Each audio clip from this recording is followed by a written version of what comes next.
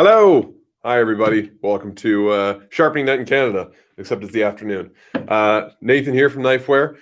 Down there to my right is Naoto, and we usually do the sharpening, advanced sharpening classes, Naoto's Nerdy Power Hour. But we changed up our live schedule a little bit these days, trying out some new stuff. And so I'm going to be teaching the sharpening class this week. I've got a couple of knives that I'm going to sharpen today. I've got this vintage Scandinavian-ish Hunter. I think it's Scandinavian, might be English. Oh yeah, there we go. Made in England. Never mind.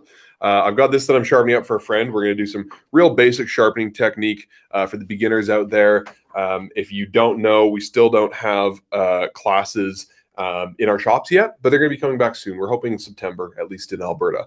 In the meantime, we're going to keep teaching you over the internet. So yeah, I'm going to be sharpening this guy up today, kind of teaching you some basic tips and techniques for knife sharpening. And then if we have some time later on, I'm going to start thinning out my own Moritaka Ishime 240 Yuto. This guy is one of my favorite chef's knives. It's probably the one I use the most. It's a little bit rusted right now just because I had to take some photos for a blog. And I've got a little ding in it because I pulled it off my knife magnet like a dum-dum and chipped it against another knife. So hopefully we'll get to that today. As always, if you have questions, pop them in the comments. Don't forget to like and subscribe to the channel. Thanks, Naoto. If you participated in the giveaway that we did last week, thank you very much. We did announce the winner yesterday. You can see that on the YouTube community page. Anyways, thank you all very much for participating. It was a lot of fun. I imagine if you did, then you're already subscribed to the channel. So thank you. So like I said, we're going to do some basic knife sharpening today. Just going to work on this really simple kind of hunting bushcraft knife. Give it a real basic edge just to get folks who haven't sharpened before or are new to knife sharpening more comfortable with the concepts. But by all means, if you have more advanced questions, don't be afraid to pop them in the chat. Yeah, hope you can follow along at home. Hey, Nathan. Yeah. Just quick thing. You want to announce the what you call it? Yeah, thank you. The Small Makers Month? No, the knife giveaway. Like, where can we find who? Oh yeah, so you can see the winner on the YouTube community page, but the winner was Marilyn. Marilyn S. Won the Nigara Damascus R2 Santoku that we were giving away. Hopefully we can do more giveaways like that in future. It was a lot of fun, and if you missed it, sorry to hear it, but stay tuned, subscribe to the channel. So if we do things like that in future, you'll definitely catch it then. You can also check out our Discord. There's a link in the description. We have lots of great discussion about just knives and sharpening in general, and so we tend to announce this kind of thing there as well. So I'm going to start by putting a brand new edge on this guy. Like I said, this is one that belonged to actually my friend's father, and he recently restored it, got all the rust off, sanded it up.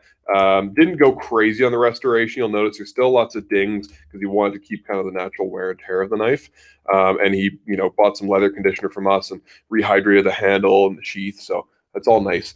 But he doesn't know how to sharpen knives. And so I said I'd do it for him. So we're going to start by establishing an edge on a rough 220 grit stone. This is the Knifewear 220 stone. You see us using this pink stone all the time. And if you are starting out sharpening knives, you're probably going to want to grab yourself one of these guys and one of these guys, the Knifewear 1000 grit stone. There's a couple of other pieces of gear that are handy to have. You can grab a sink bridge like this or just a basic stone holder. I like the sink bridge because it can then go over a bucket like this or right over your kitchen sink. And so what we're going to do to start is we're going to find our angle with the knife. We've pre-soaked this stone. All these rough stones that absorb water really quickly, like the 220 and the 1000, they're going to need to be pre-soaked because if I didn't soak this ahead of time, anytime I'd splash water on this, it would just disappear and soak right into the stone. So we've pre-soaked this for about 10-20 minutes, and now it's ready to go. So to find our angle, we're going to cheat a little bit. We're going to use some nickels here. And this is something we teach in all of our knife sharpening classes. Basically, if you want 15 degrees for your angle, you're going to use 15 cents. And if you want 20 degrees for your angle, you're going to use 20 cents. Because this knife isn't going to be actually bushcrafting and doing hard, tough, rough jobs, I'm going to give it a bit of a finer angle because I imagine if my buddy does use it, it'll be more, maybe as a steak knife or for a bit of butchery at home. So I'll make it a little bit sharper for him. It's also pretty good old Sheffield steel, so I imagine it can take that kind of an edge. So we lay our 15 cents or 20 cents if you're doing maybe like a Henkel's or something. We're going to lay that right here on the stone, and then we're going to put one nickel right next to it as a spacer. And what we do is just set the knife right on the other side of the spacer, and then we pull that guy away, and we lay our knife flat. Now, this trick is usually for larger chef's knives. You'll notice that I'm actually kind of missing the stack there, and I can just lay the knife down flat. We can just eyeball it, right? And if you are doing a knife that's not like a precision kitchen knife, you can eyeball your angle. I always do.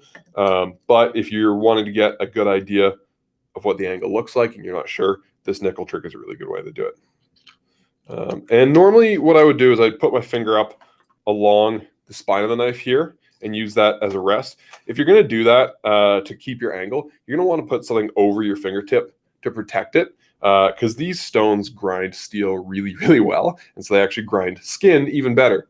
So instead, I'm just going to hold the knife by the handle and lock my wrist in place. It definitely works better to put something over your finger, like even a bit of electrical tape. But if you keep a really, what's that? You want a thimble? No, I'll be okay. Sure? I'll eyeball it. You can eyeball your angle, but the thing you want to be careful of is scooping and changing your angle like that, right? You want to maintain a really consistent angle when you're sharpening so that you get this nice kind of V shape. That straight edge is going to give you like a really typical kitchen knife kind of edge. And there are, oh, thanks, man. There are other kinds of edge that you might want to achieve, but for most regular knife sharpening, you're just going to go for that really simple V shape. So you want to keep the blade at as consistent of an angle as possible. And when you're working back and forth on the stone, it's really easy to let your wrist go loose and start rocking the knife like that. And that's something you really want to avoid. Naoto's going to grab me a thimble there so I can keep my finger on the stone as a beginner might. But for the meantime, we're just going to start pushing back and forth on the stone. Nice and easy. And you want to keep your stone pretty well hydrated. I find old sriracha bottles work really well for water, because you can just kind of squirt it on. Some people use spray bottles. I'm impatient, so I use a sriracha bottle. And we're just going to slide it back and forth like so. Like I said, if anybody watching has questions about knife sharpening or knives or anything like that, feel free to pop them in the comments, and we'll get to those as soon as we can. But this is basically the motion when you're sharpening. You'll notice I'm using the whole length of the stone. I'm not working in small little sections like this. Oh, I am spilling coffee though, so I'm going to move that. Sorry about that, Naoto.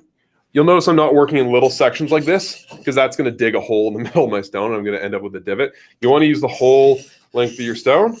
You pay for the whole thing, you might as well use the whole thing. I thought we have symbols in that. But... Oh, that's okay. And my fingers are right along the edge there. You want to be careful to make sure they're not on the actual stone as much as possible, because again, it'll grind your skin pretty effectively. But we're just going to focus our fingers on this first kind of inch and a half of the knife. We're not trying to do the whole thing in long strokes like this. We're just worrying about the first little section of the knife, and then we'll move down the blade as we go. You'll notice I'm not going very fast either.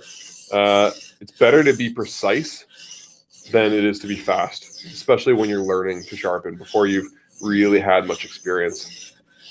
And then the pressure I'm using is very minimal. You really are just keeping the knife on the stone. You're not pressing it into the stone. That can slow it down. So you'll notice there on my B camera that I'm getting a little bit of shine on the edge. There we go. So up here, where I haven't sharpened yet, it's quite a dull flat color because that steel's oxidized. But down here, where I'm grinding off that fresh steel, you'll notice as I tilt it, it catches the light. And you really want to see that glint where you have like a clean line. If it looks kind of rough or like there's a bunch of lines, it could mean that you're scooping your angle and not maintaining a consistent angle. So you want to keep it as consistent as possible. And we're going to keep going until we raise a burr along the edge, which we can feel with our thumb. And that burr basically tells us that the steel has folded over to the other side of the knife. So it's not going to come up on the side that's on the stone, and it's actually going to come up on the opposite side. But it tells us that we're done in that given area and that we can move on. I haven't got one yet, so I'm going to keep working. couple comments. We Yeah. see a lot, quite a few regulars. Awesome. Damon Spector, he says he uses his fingers as a guide against the stone. Yep. It's a really good way to do it. Yeah. If you keep doing it, eventually your body will give up and it's there. Yeah. I mean, you can just keep grinding through your finger, but it's pretty unpleasant. You get quite a bit of callus. Yeah. I hope so. I am not that tough, so but those rubber thimbles do work really well. You can, like I said, you can just use electrical tape to protect your finger to set your angle. But they sell these like rubber thimbles for like flipping pages for like bookkeepers back in the day. And they sell them at most office supply stores, and they're pretty awesome.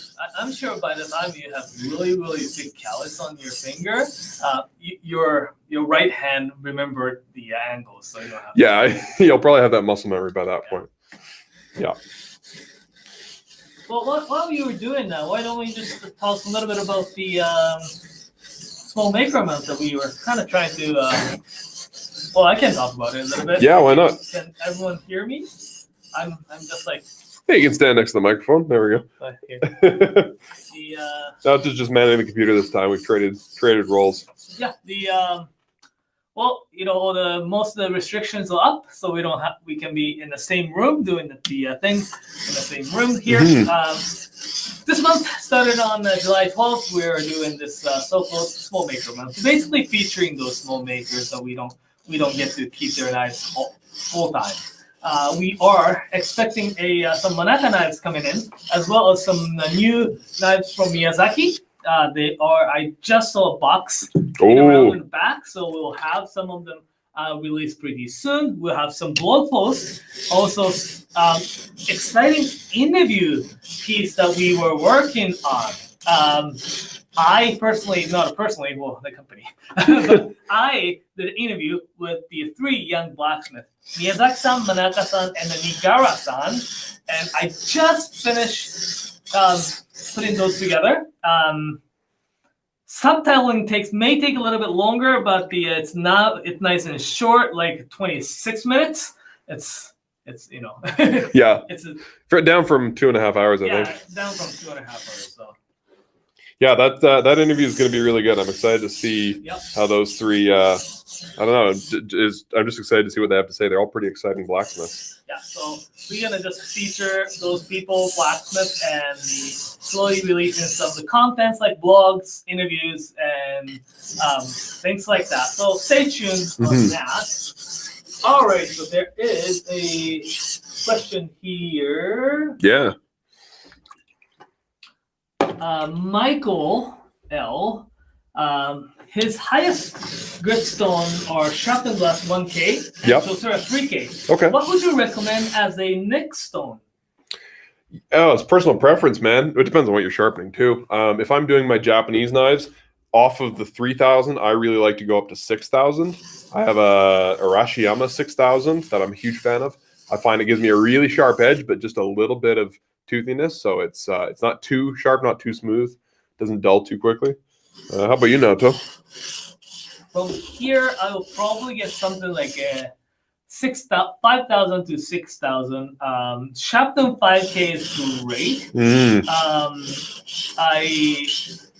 My favorite 5,000 gritstone is actually Naniwa Pro 5,000, which is the Chosera.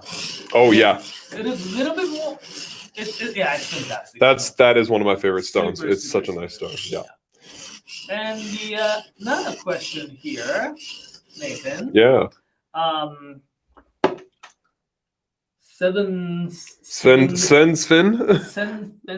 Yeah. What sort of edge are you trying to put in on it? Right. Wood, skin, or meat? I'm going to give it a little more of like a meat edge. So I'm going to sharpen it up to about, I'm not doing anything too fancy with this, honestly.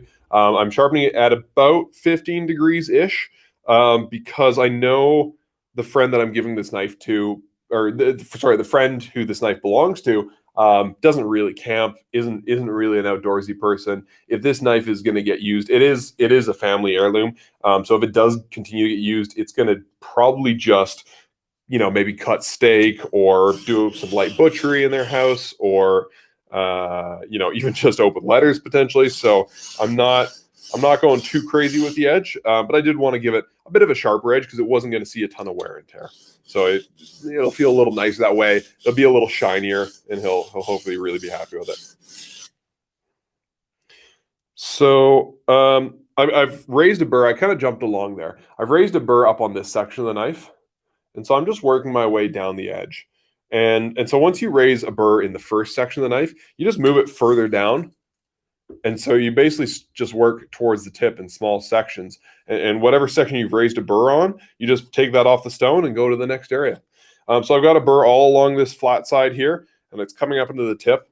Now, when you get to the tip of the knife, your technique has to change a little bit, because if you just keep the same angle, you're not really gonna reach that tip of the knife at all. And so what you need to do is you need to actually lift, kind of lean to the side, lean to the left, and roll the tip of the knife onto the stone a little bit, so that you can get the whole curvature. It depends on the particular knife, how curved the tip is. This one's quite curved, almost a bit like a skinning knife.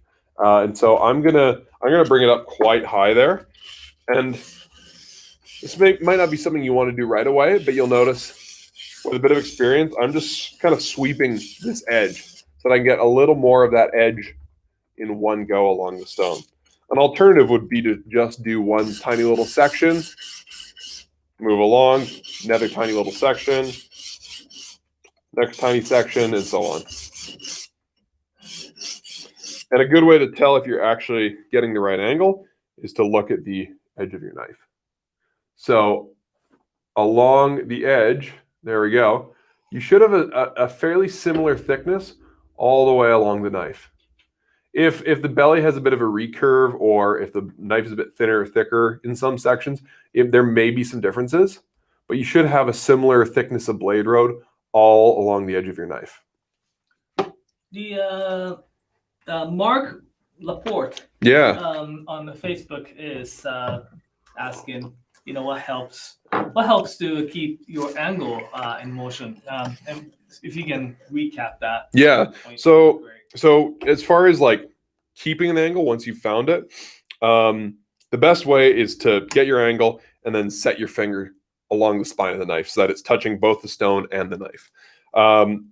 The only thing you need to do there is wear protection on your finger, because you will wear through your finger very quickly, and you'll see blood on the stone. It feels awful. It happens a lot to professional sharpeners, and it's not fun. So I would just throw, like I said, some electrical tape over there. If you don't want to do the finger trick, or you're trying to maybe graduate past that, you've been sharpening for a while and you want to get kind of to the next stage. For me, it's all about having a really locked wrist. I keep this whole section of my arm really straight, and then I just work. I try not to go too quick, and I just start off by going really slowly, and I don't let my right wrist bend. All the bending is coming from my elbows and my shoulders, like so. And that seems to do a fairly good job for me. And then once you've moved to the other side of the knife, once you've finished that initial right side, I'm right-handed, so I did start on the right side. If you're left-handed, you can just mirror what I'm doing here. Basically, now you just need to sharpen the other side of the knife. And so to do that, you would once again set down your angle nickels, 15 nickels for 15 degrees, 20 nickels for 20 degrees. Got your spacer right there. Set your knife on the other side of the spacer, remove the spacer, lay the knife down. And again, I'm eyeballing it because this knife is a little too short. If you're learning to sharpen for the first time, go for something big like a chef's knife. It may seem like it's going to be more work to sharpen, but it's actually often going to be easier than doing a tiny little paring knife to start. And away we go. And we're just looking to raise the burr on this side of the knife as well. Often it'll come up a lot quicker on the second side. Like I've already got a burr on this side of the knife. I'm going to keep going a little bit because I want to get a fairly even grind on either side of the knife.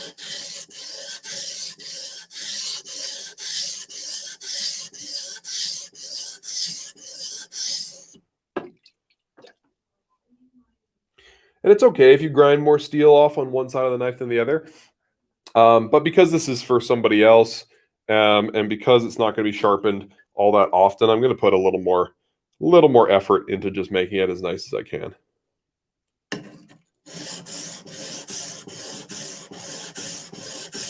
As always, if you have questions about sharpening, about knives, about anything really, just pop in the comments. We'll be happy to chat.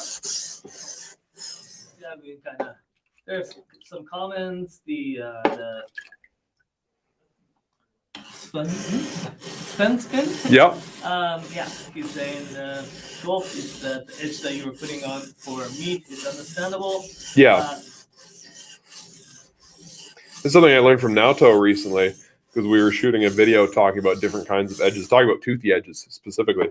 And he was saying, especially if you're cutting raw meat, you really want to have an edge with a bit of tooth to it, right? So it grabs a little more. All right, here's the comment from Blank. Yeah. So with the nickel thing, if I only have the pennies, do I need to use 10 of them? Yeah, 10 degrees. Yeah, the sense to angle thing really only works with nickels for whatever reason. I used to use pennies, actually. Yeah, I think pennies are probably a similar thickness, hey? Yeah. You can also just eyeball it, right? Like if your degrees, if your knife isn't exactly at 20 degrees or 15 degrees, the knife police are going to come after you. Blank knows this already because they're a professional sharpener. But if you're an amateur and you're not sure and you don't have loose change line around, just set your knife at 90 degrees. Half of 90 degrees is 45, and a third of 45 is 15, or half of 45 is about 22. And so you can kind of just eyeball it. I think most phones these days have like a leveling app that could probably tell you that. For those of you who may not know, Canada does not have pennies anymore. Right. Yeah, I haven't seen one of those in a long time. Well, when was that? That was like 5 years ago. That was quite a while ago. Yeah. But yeah, we abolished penny. Yeah. So anything that's like 3 cents will have to be rounded up or down to nearest 5 cents. Yeah. I'm honestly happy about it. It's life's better without pennies. And then again, on the tip there, you're either going to want to work in tiny little sections because you've got a curve, right? And curves, if it wasn't dead obvious, is not a straight line. And so a flat stone's only going to grind a straight line. So you're going to need to have a whole bunch of tiny little straight lines at different angles to make a curve. The alternative is just to gently follow the curvature of the knife. This takes a little more experience. So if you're a novice sharpener, you'd want to do this really slowly and just really watch what you're doing. But it is quite easy to just do tiny little sections, tiny little section, and then just visually check your work to make sure you're getting the whole curve. Nathan? Yeah. Damon Spector is asking, will you be shaving with that knife when we finish this? Probably not with a 1,000 grit edge. I bet I could shave with my Moritaka. I would absolutely give that a try. Shaving with a kitchen knife is not as challenging as I expected it to be. Mind you, I was shaving somebody else, but I think I could shave myself pretty comfortably with one. Yeah, I think the Damon, the edge that he's trying to put on for meat and outdoor use, well, you could probably shave a little bit, but he probably has a lot of spots on. Yeah, I could force it through my beard, but my skin would not be happy with me afterwards. Got to take care of your face, man. All right. And sometimes the tip is going to be stubborn. Sometimes the tip of the knife is the biggest pain in the ass when you're sharpening. And so you kind of just have to keep working and you can try attacking it from a slightly different angle or sweeping it up a little more or increasing your angle a little more, pulling. I find a good trick is to just lean to the left and that'll increase my angle a bit.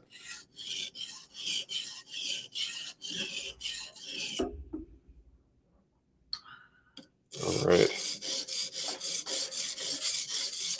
And for those of you that do tune into our live shows regularly, or if this is your first one, we've got next week is Naoto's Nerdy Power Hour, which I think is often the fan favorite. It is next week. I'm not going to be here, so I think you'll be doing it with Chris. Okay. What are we doing next week? Talking about natural stones. Talking about natural stones, yes. Yeah, this is a much requested episode. I know blank and a few other of our regular viewers have been asking for months and patiently waiting. So thank you for your patience. And yeah, Naoto will be going over specifically probably the natural stones that we have available to us.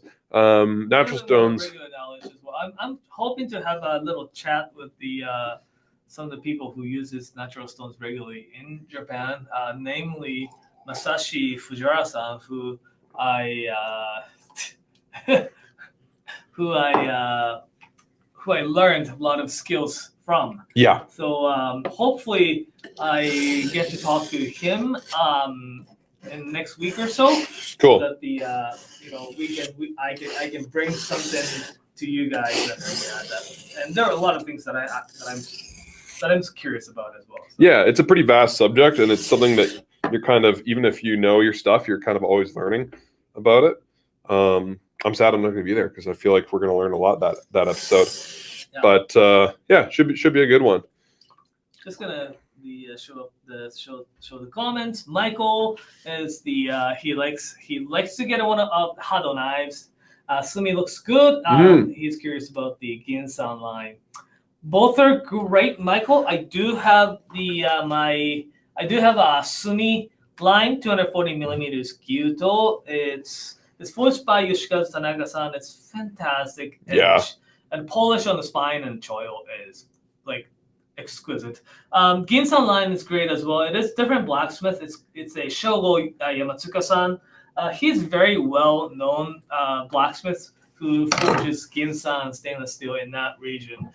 The way in which that Maruyama-san sharpens is very similar. So you'll be getting very similar type of the feel when you're trying to cut things with it. So I wouldn't be worried too much about it. Just really comes down to preference. Ginsan is great, and it's actually fantastic steel to sharpen as well. I do have Ginsan Yanagiba, and it's fantastic steel to sharpen. I'm a big fan, and it's that the Ginsan, like the Sumi line, is quite hefty. I really like the look and feel of them, but I love thin, light knives.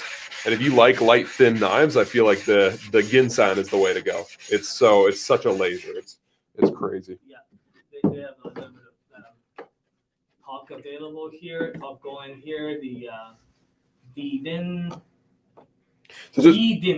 is talking about that as well. Junpaku series. Kobunka.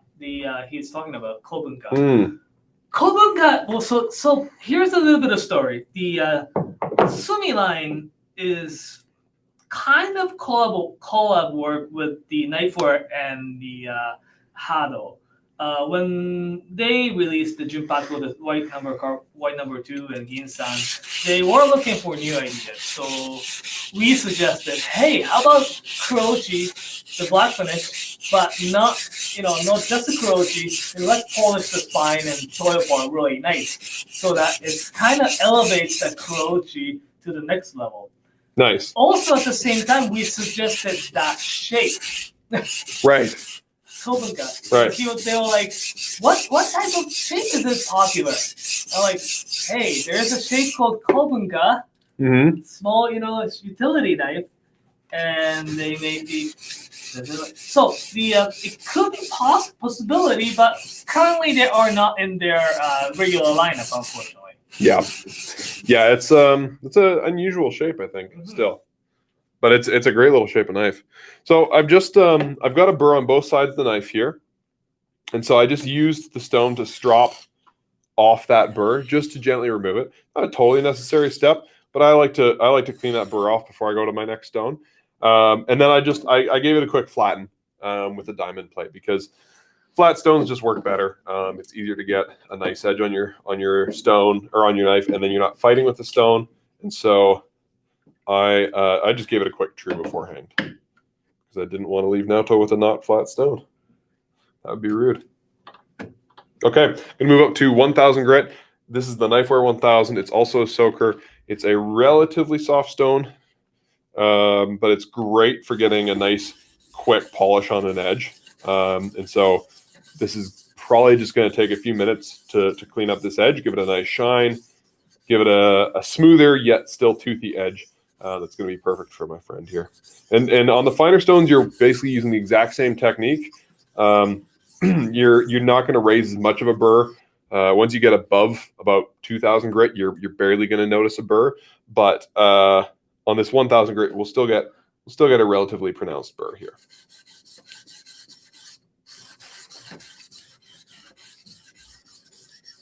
Any other questions for us to respond to there? Not right now. Okay. Well, thanks again, everyone that's tuning in. Don't forget to subscribe and give the video a like if you haven't already. We've actually got a new video out on our channel as well. It's a little tour of the Knifewear Calgary store, and it's done with Mike there. He's our general manager. It's just what experience you should expect when you walk into a knife store. You know, knife stores can be a bit intimidating. I'm sure everybody watching probably knows enough about knives to feel comfortable walking into a knife store, but if you haven't been into a high-end knife store before, it can be definitely an intimidating experience. And so we try to make it a little less so for folks and make it just a fun time, right? Buying a knife should be the best day of your week, and so we try to make Knifewear kind of a fun place to be where people feel like they can ask any question or get help with anything they need. So that's what that video is all about. And if you have any comments, questions, not just only the sharpening, just let us know. Mm-hmm. Just post that in the comment section so that we can answer anything. Yeah. Knives, food. I'd be curious to know if anybody's picked up knives for Small Makers Month. I know Craig's Kitchen Rocks who tunes in regularly. He just got the Olsakai Sumi Kobunka.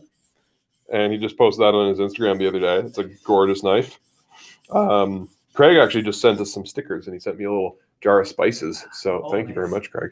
Nice. Yeah, a little umami blend that I think is made with charcoal, if I remember correctly, but it's for using like on beef and stuff. Right. I'm pretty excited. I might use it this weekend. Got good, nice comments from the bin. Really love that video. I think that video means the the new one. New one. Yeah. Awesome. Good. Glad to hear it. And if you guys haven't seen the latest episode of Sharpen Rock too, we streamed that last week. It was definitely the best one yet. I don't know if it was good or not, but it was definitely the best one yet. Mm-hmm. And we had my good friend Chris Green, who's a local blacksmith, on for a little interview there. And he got to hang out and chat with us longer on the dish pit. Yeah. And it was a good time. Again, for those of you who just joined us, like in the last 10, 20 minutes, what we call the Small Makers Month is going on right now. Basically, it is to feature those blacksmith workshops that they cannot produce as many knives as we would like to have them full time. So, like blacksmith like Miyazaki-san, Manaka-san. We did an interview with Nigara-san, all of whom are in the same age group. And I had a great opportunity the other day to interview all three at the same screen. So I just finished editing and putting the music and that like sound effects and everything in, and now 2 hours and 49-minute video is like 33 minutes. It's a cool video. It's kind of like a quiz show. Yeah. Yeah, I'm excited to see the final cut there. Okay, so we finished up on the 1,000 grit. Like I said, the technique's the exact same as before. Raise a burr on one side, raise a burr on the other side. Drop the burr off on the stone. And so the edge now is looking a lot smoother. Like the scratches that I made with the initial stone are much smoother looking. And so they might show up a bit differently under light. And they probably show up differently on the camera. And so you could go beyond this at this point. If you're sharpening a Japanese knife, you'd probably want to go up beyond to 4,000 grit, even 8,000 grit, depending on what kind of results you're looking to get. This is just a simple vintage knife that I'm sharpening up for a friend. So I'm just going to remove the burr and then strop the knife. And this is a very important step in knife sharpening. If you're new to knife sharpening, this is something you might not be aware of or you might miss. But those burrs that you've raised during the sharpening process, you might not be able to feel them anymore if you're not used to it, but they're still there, right? I've got the really rough ones off, but you can still feel a little bit of roughness. It feels sort of like a scrubby kitchen pad. And when you're cutting, those are going to get, if you have too many of them, they're going to kind of get in the way of the edge and cause it to not cut very smoothly. So I like to use a couple of tools to remove the burrs. I've got ceramic honing rod, and I got this big guitar neck paddle strop that we had made, well, we made custom. So we're going to use the ceramic rod first. And this is something you can use pretty much every time you use your knife, just to maintain the edge. It's a lot like the steel rod that you'd see for a European chef's knife, except it's much smoother and it's much harder. And so it's going to do a really great job of refining the edge without really removing much metal. And I find it just helps to smooth out a brand new edge. It's also good for, like I said, maintaining your knives in between sharpenings. I sort of think of the ceramic honing rod as like a toothbrush. And so I'm just honing at the same angle I sharpened at, about 15-ish degrees. And I'm just gently drawing the knife down the rod. You'll notice I'm not racing here. I'm not applying a lot of pressure. Just like the stone, you do need to kind of accentuate your angle at the tip a little bit because the knife does curve up. And then we're going to move on to our leather strap and just use this guy to remove those final burrs. You can strap on a pair of jeans if you want to, if you're wearing denim. I just like leather, first of all, because I don't want to strap on my pants. I don't want to ruin them. Second of all, because I find leather does the best job. It's what I use on my straight razors, so it's my preferred material for strapping.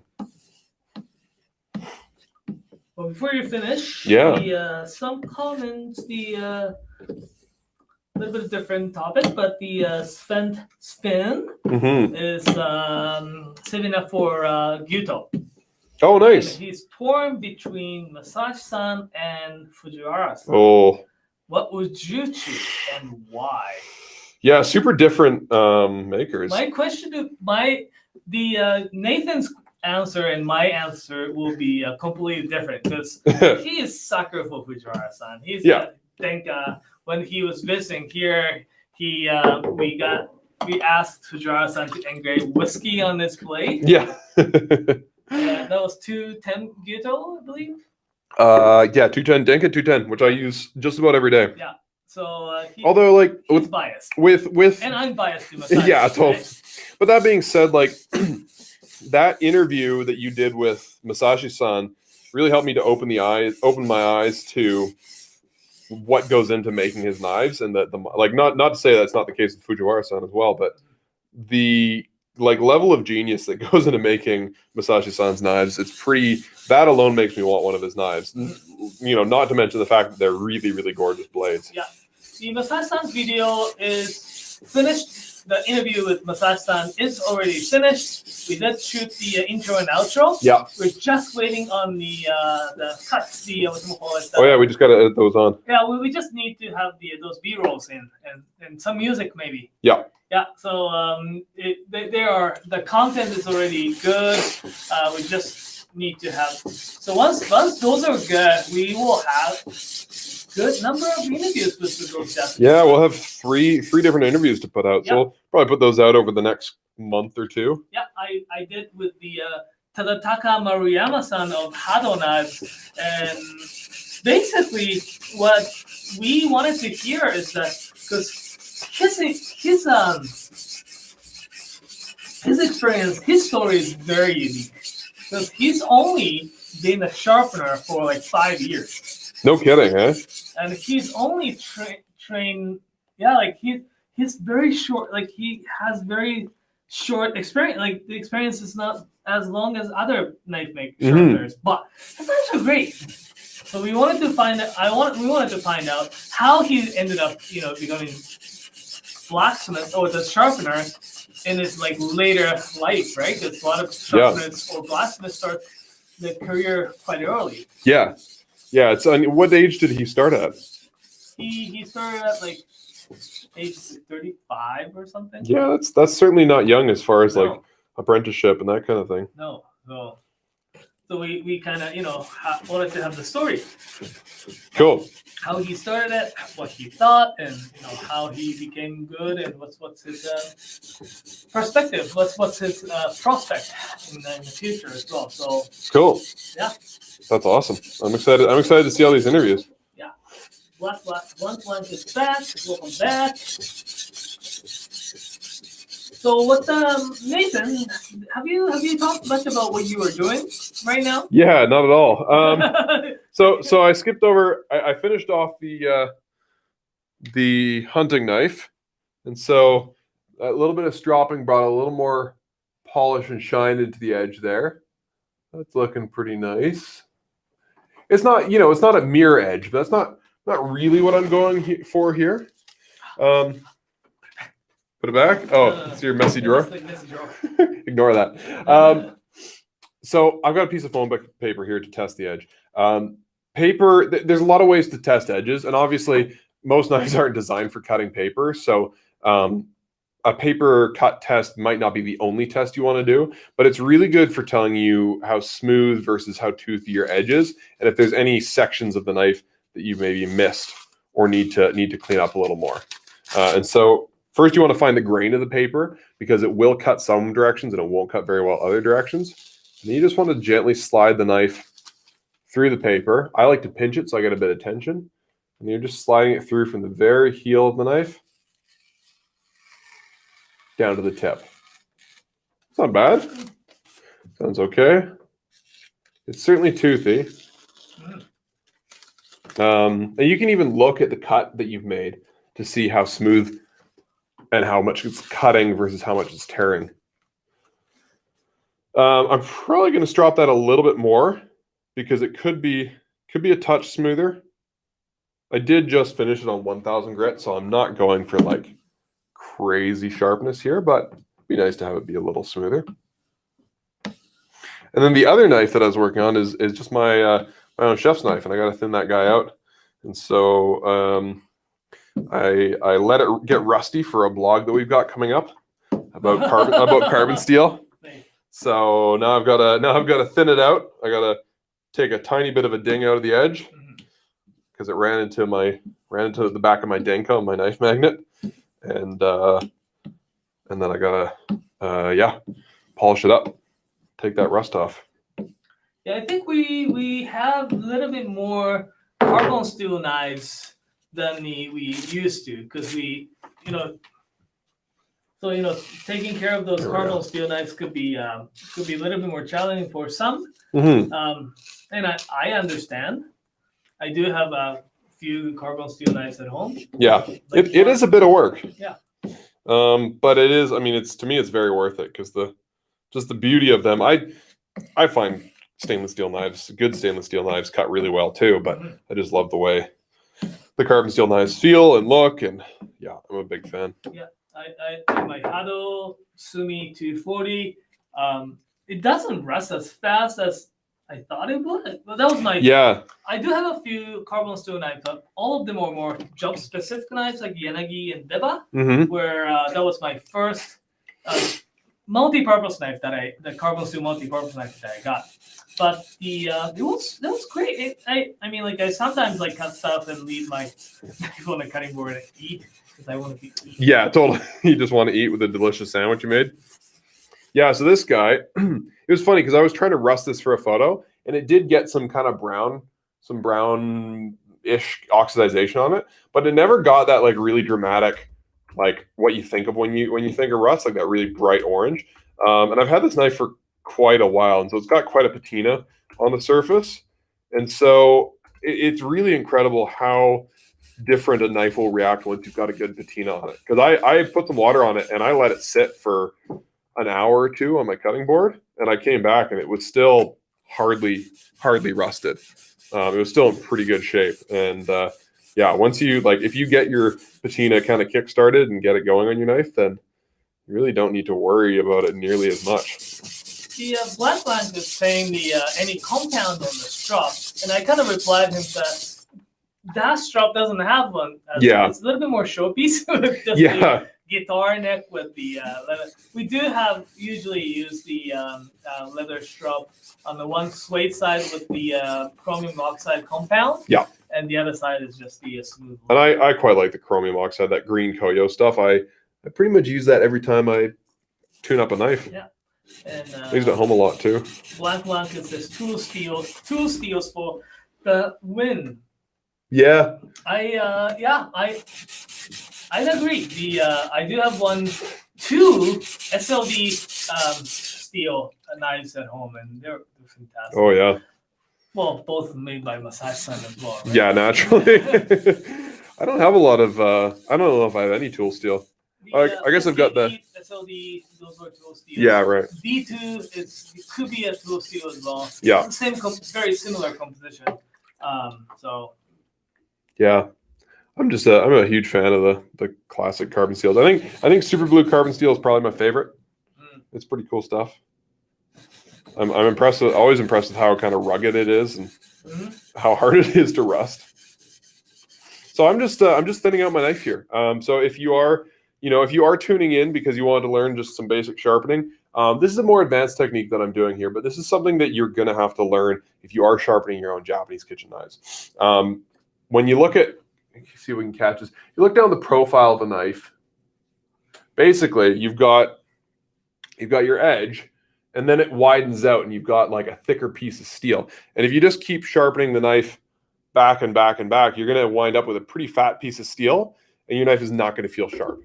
In fact, you can sharpen it, and it'll feel dull pretty much right away. And it's actually a somewhat common question with folks that have picked up a stone and done their own sharpening is suddenly they can't get their knife sharp anymore. And it's just because they haven't been thinning it out. And so on certain knives like this Moritaka, you've got this pre-established primary bevel here. And so this basically, this is the primary edge of the knife. And so that's what does, I guess, the pushing apart of food as you're cutting. And then you've got a secondary edge right along the very edge of the knife there. And that's what like breaks the skin on a tomato and that sort of thing and does the initial cutting. But the secondary bevel is very important because if it's thick, your knife is not going to feel sharp and it's not going to be nice to cut with. And so pretty much every time I sharpen this knife, I lay it on my stone and I apply just a gentle pressure right along the primary bevel of my knife. And I just start again, it's same as sharpening, start on one section down by the heel and I just sharpen away and sharpen away and sharpen away. And I keep going until the knife feels about as thin as it did out of the box. Maybe even a bit thinner in my case. And you can just gently run your fingertips along the knife with a bit of water. You can also sharpen until you see that initial blade road disappear. I may or may not go quite that thin in this case because this knife does get a fair bit of heavy use, but we'll see. This is it's sort of like hitting the reset button on your knife. It's bringing it back to where it was out of the box. If you're a real nerd, like some of the folks that like to tune in, you might even be making it, some would say, better than it is out of the box. My main concern here is just to get it thin enough that it's going to continue to cut really well. And this technique I wouldn't say it's especially difficult. It just takes a little more practice than just your standard sharpening. You don't have that burr to necessarily tell you whether or not you're doing a good job. So it's very much a matter of checking visually, making sure you're not laying the knife too flat and sharpening away at the face of the knife. Yeah, it's just a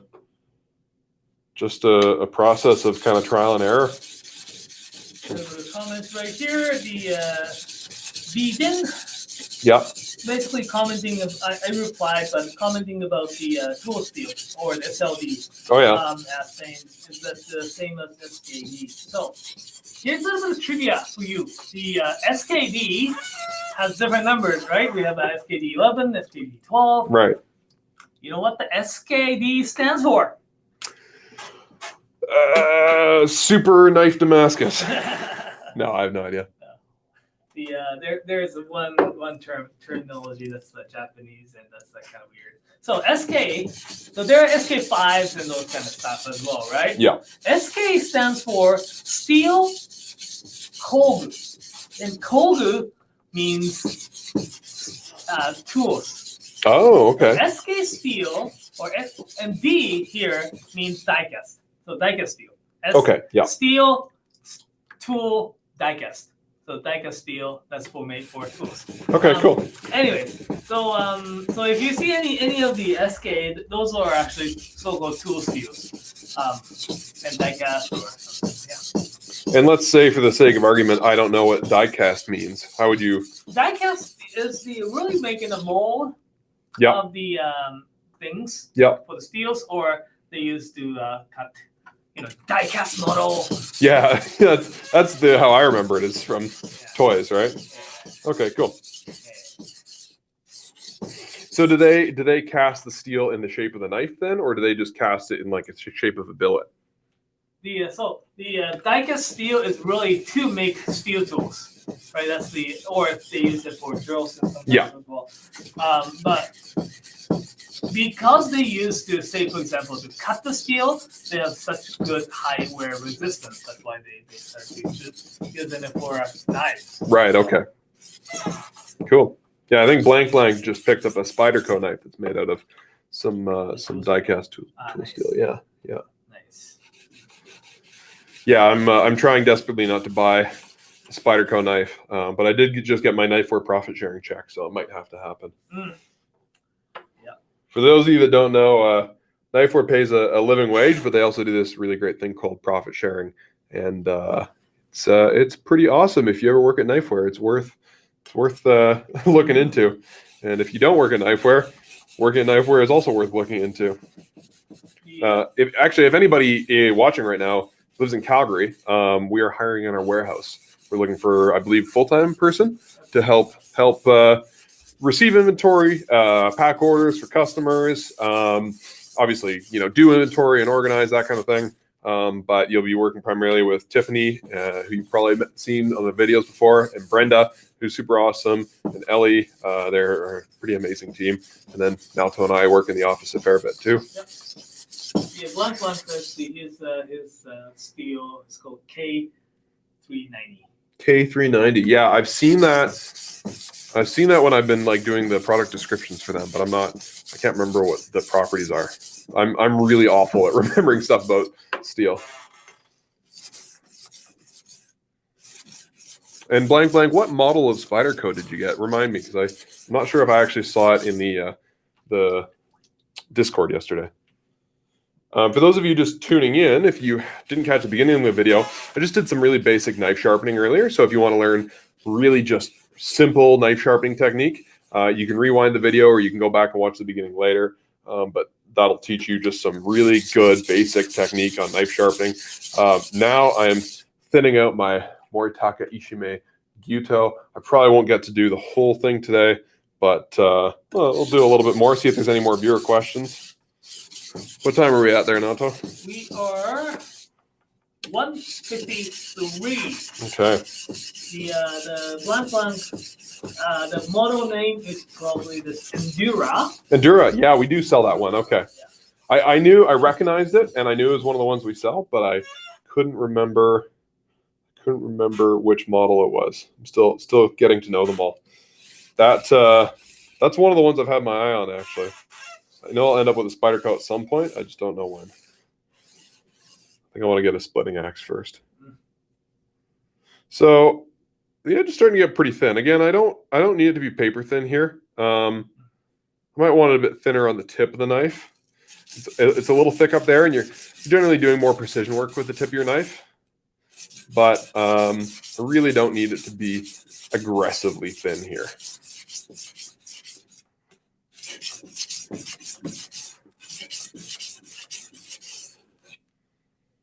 All right. And this whole thinning process, if you are new to it, just start by doing what I'm doing here. Just lay your knife flat, set your fingertips on the bevel, and just run the knife back and forth on the stone for a while. Make sure your stone's flat, and just hang out like this and do this for 30 minutes or so, and check your work regularly. And then at some point, just polish up your edge and put an edge on your knife. And if your knife isn't thin enough yet, that's fine. You use it for a few days, and then go back to go back to the stone and thin it out a little more. You don't have to get it bang on the first time. Here's a comment, which we should probably address. Yeah. David Alexander is asking, any idea when we will be starting to do a knife sharpening classes in person? Yeah. And we were definitely talking about it. Yeah, I did mention it at the top of the episode. The tentative date that we've set for our Alberta shops is September. Like basically beginning of back to school season, right? Yeah. Beginning of September. That will probably vary province to province. Ottawa is kind of a mystery where things are at right now. So David, I'm not sure where you're located. Vancouver, I think, is going back to normal at a similar pace to Alberta. So we should have classes there soon. And I know our Edmonton and Vancouver shops both have new and improved class spaces. If anybody is watching from Edmonton, if you go to the old shop location, you might be a bit shocked because Knifewear isn't there anymore. We're 2 doors down where Kent of Inglewood used to be. So you can pop in there. But we've got a brand new classroom space, so go check it out. And we were trying to actually do a different format, right? For the sharpening classes. Yeah, we're going to do them a little differently. Slightly. So for those of you who already have stones, don't worry. It's great. Or who is not really quite sure what to buy and stuff like that. I think this new format will be better. Yeah, we're going to have stones for you to use at the class, so you don't have to buy your stones before you start. And then you'll be able to purchase your stones at the end of the class. And I think part of the class price will go towards a credit, right? Yeah. You get $50 or $100 to spend at the class. But if you are wanting to know when classes are back on, I'm sure we'll announce it here, but your best bet is to join our mailing list at knifewear.com, because we'll have a big announcement there. We'll be yelling it loud and clear for weeks and weeks. So blank saying the Get PM2 paramilitary 2. Oh yeah, we have. He really wanted it, but he couldn't afford it. Yeah, that's fair. We do have one of the para knives. I think it might be the para 3, but we do sell one of the Spyderco para knives, and that's over. For those of you not familiar, that's over at our sister site, Kent of Inglewood. Just kentofinglewood.com. Oh, thanks, man. Yeah, we sell Spyderco. We've got, I think, some CRKT and another brand coming in fairly soon. We've been really trying to grow our folding knife selection. We've got James brand from Portland. They make some really nice knives there. This is their, I want to say Carter, I think. I've got a terrible memory, but I think that's the Carter. And I've had this knife for months now, and I really love it. But yeah, good selection of everyday carry knives as well as hunting knives. A lot of really great hunting and bushcraft stuff as well. And axes as well. I'm going to get myself a splitting axe, I think, next month. How's the thing going? It's going slow. I am fairly rusty. I don't get to do much of this these days. However, I'm also doing it by hand on a stone, which is most of the time we do it on the circular wheel these days. But it's pretty good. I'm not too worried about getting it like perfectly thin. I was trying to mostly to get the bevel even. In the past, I've done more work on the right-hand side of the knife, and I wanted to kind of even out the bevel on the left-hand side, just get it to a similar thickness. So I'm fairly happy with that. I think it looks pretty good. Yeah, I might polish it up. I can't finish this at home because all my stones are packed right now. So I might just give it a real quick edge and call it a day. We got a little bit of time left. I think we're probably almost done our stream for the day. We've got any other questions at the moment, Naoto?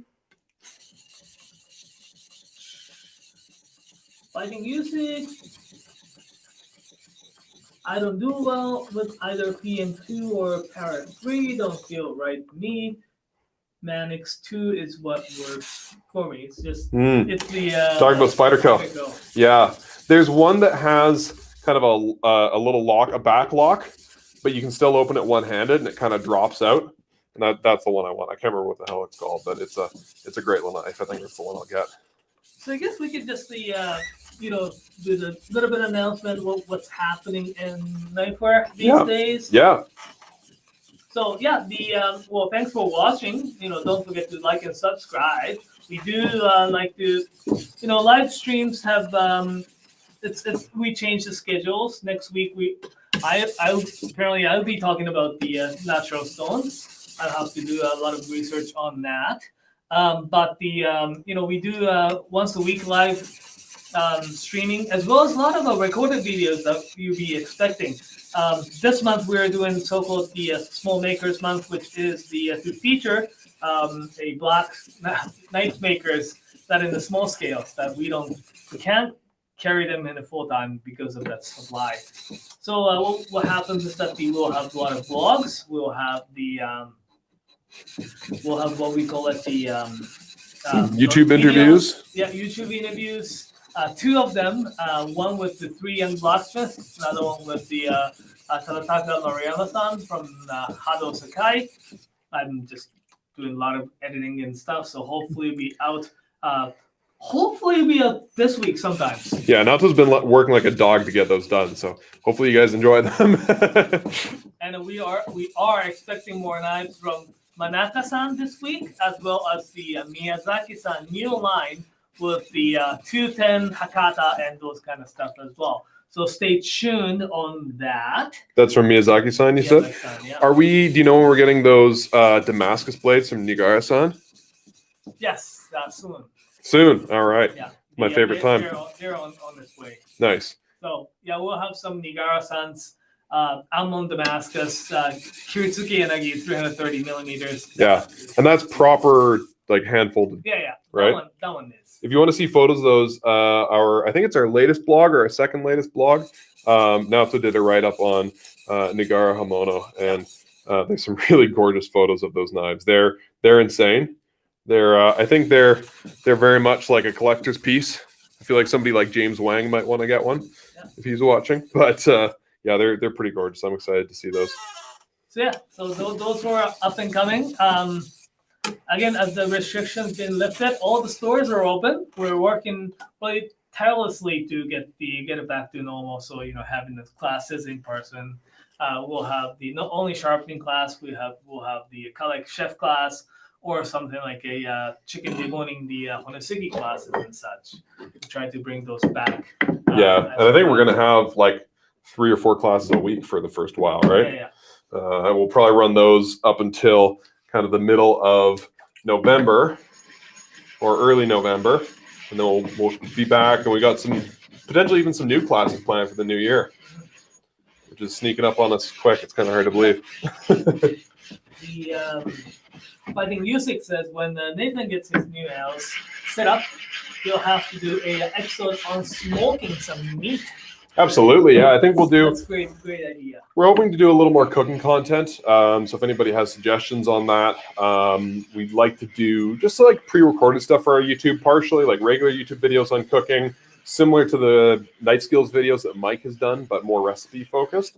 I know Naoto's got some ideas of recipes that he wants to do. If you want to know some, Japanese food recipes, Mm-hmm. I'm okay. I'm not like professional cook, but I'm pretty okay with cooking. So you make pretty good food for not ever having worked in a restaurant or worked in the kitchen. Yeah, I'm always pretty impressed by Naoto's food. Yeah, we'll definitely do some stuff like that. But yeah, if you guys have suggestions at all, by all means.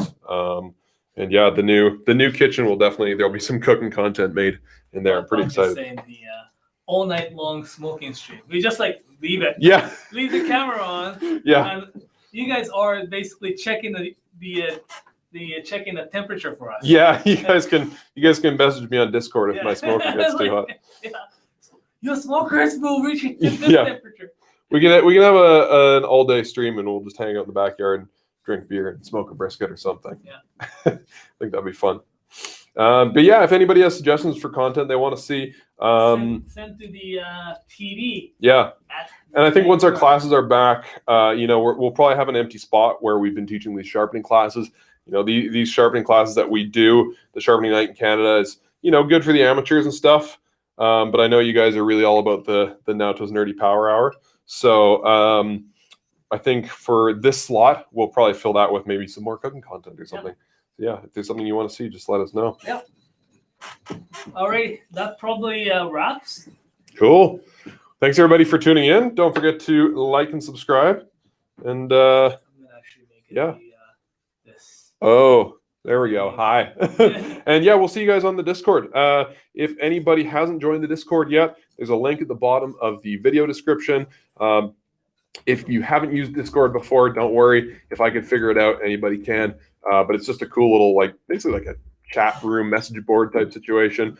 And we talk about knife sharpening and knives and food and music and all sorts of other good stuff. So feel free to join the discussion there. And yeah, I guess we'll see you all next Tuesday for Naoto's Nerdy Power Hour. Thanks for tuning in, everyone. Take it easy.